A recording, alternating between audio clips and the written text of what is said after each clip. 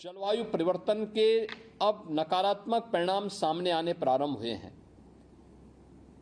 दुनिया के विशेषज्ञ, पर्यावरण विशेषज्ञ इस बात को लेकर चिंतित हैं कि आने वाले समय में अगर इसको कंट्रोल नहीं किया गया तो ये मान के चलिए कि दुनिया के बहुत सारे हिस्से समुद्र में डूब सकते हैं।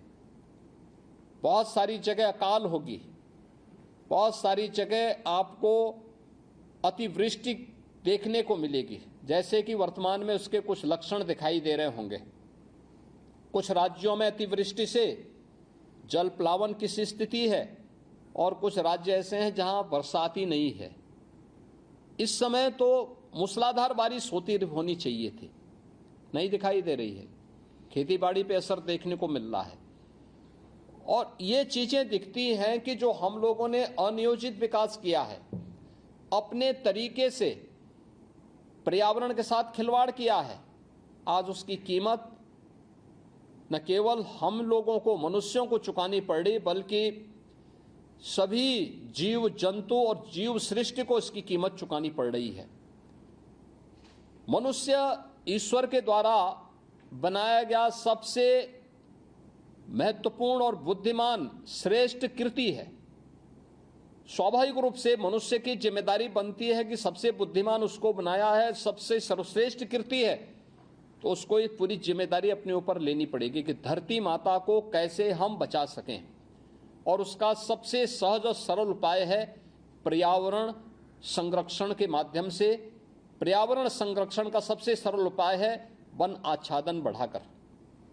और मुझे प्रसन्नता है कि हमने अपनी इस नैतिक जवाबदेही को पिछले 8 वर्ष में हमारी सरकार ने प्रधानमंत्री जी के मार्गदर्शन में ईमानदारी से निभाने का प्रयास किया।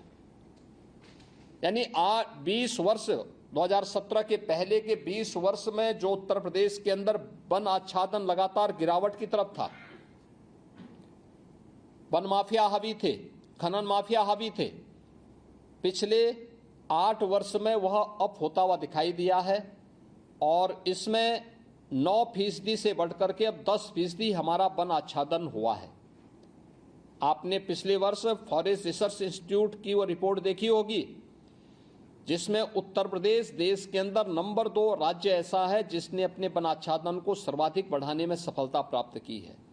और आज के दिन पर अगर पिछले 8 वर्ष के आंकड़े में आपको दूं तो 5 लाख एकड़ वन आच्छादन हमने बढ़ाया है उत्तर प्रदेश में।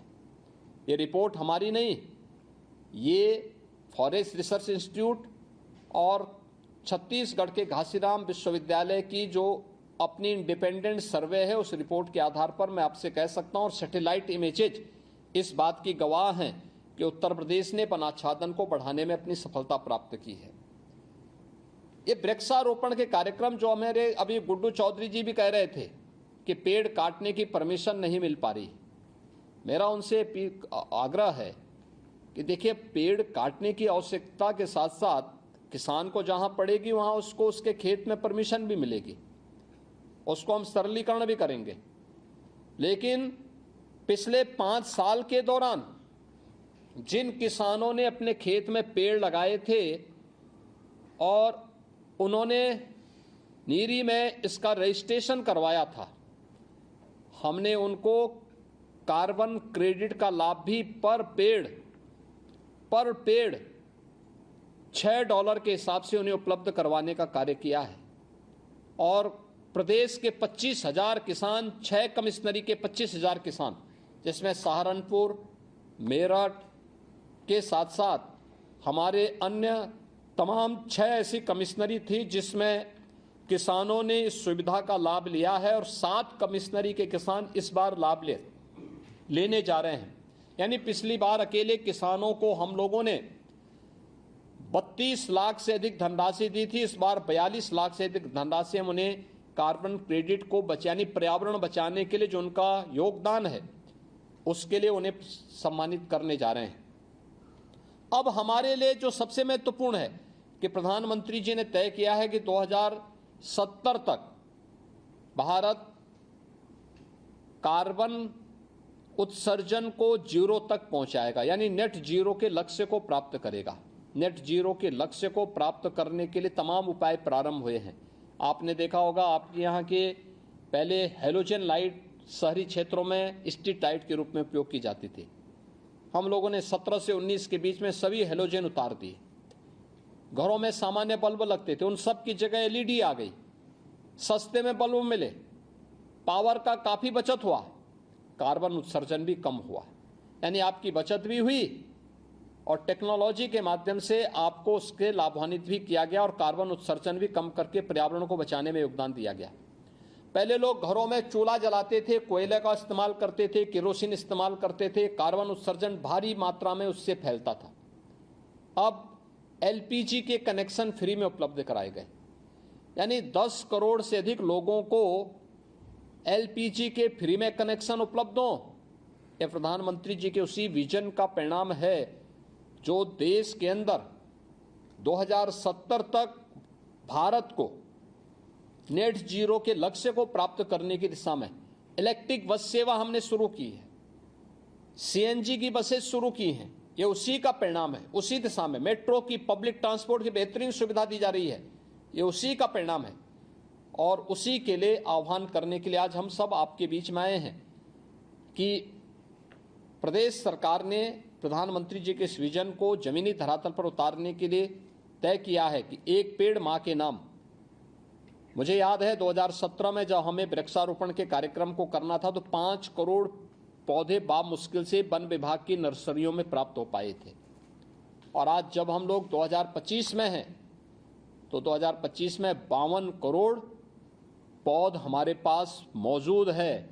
और ये यूकेलिप्टस और पॉपुलर नहीं है, ये जो भी है, पीपल है, पाकड़ है, बरगद है, देसी आम है और अन्य वैरायटी के आम भी हैं, लेकिन साथ साथ देसी आम, जामुन, अर्जुन और अन्य तमाम इमारती लकड़ियों के भी पौध उपलब्ध हैं, नीम भी है, साथ साथ छायादार पेड़ भी हैं, औषधीय वृक्ष भी हैं।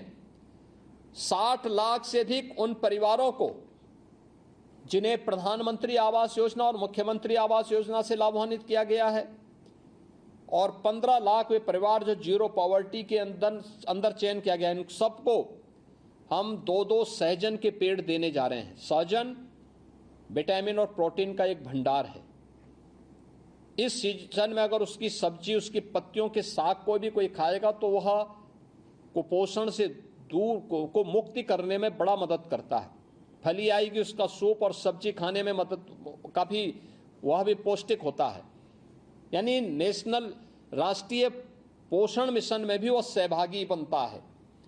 तो इस कार्यक्रम के माध्यम से हम लोग इन सभी पेड़ों के साथ जोड़ने के लिए और वृक्षारोपण के इस महाअभियान के साथ जोड़ने के लिए सभी माननीय जनप्रतिनिधियों से अपील करने के लिए मैं आज यहाँ पे विशेष रूप से संवाद बना रहा हूँ। और मेरा आप सबसे अपील होगा कि प्रदेश सरकार ने जो ये तय किया है कि नदी पुनरुद्धार के कार्यक्रम को हर जनपद में कमोवेश कुछ न कुछ कार्य हुआ है या चयन हुआ है। जहां नदी का पुनरुद्धार हो गया है वहां पर, जहां पे जल जमाव नहीं होता, वहां पर वृक्षारोपण के बड़े कार्यक्रम को हाथ में लेना चाहिए। जैसे कि अभी हमारे वन मंत्री कह भी रहे थे कि जहां वृक्षारोपण सघन होगा नदियों के तट पर, तो नदियां कभी जल विहीन नहीं होंगी, वे सूखी नहीं होंगी, सदा नीरा होंगी। तो सदा नीरा नदियों को बनाए रखने के लिए आवश्यक है कि उसमें व्यापक जंगल उसके दोनों तटों पर दिखाई दे। दूसरा, बहुत सारे पेड़ ऐसे होते हैं, बहुत सारी वैरायटी ऐसी है जो काफ़ी दिनों तक, 1-1 महीने तक अगर पानी में डूबी रहेंगे तो खराब नहीं होगा। अर्जुन खराब नहीं होगा, जामुन खराब नहीं होगा। हमें उस वैरायटी को भी ढूंढना चाहिए जो पेड़ में लंबे समय तक रह सकती हो। और नदियों के तटवर्ती क्षेत्रों में हमें उसको रोपित करना चाहिए, लगाने का काम करना चाहिए। ये बड़ा पुण्य का कार्य होगा।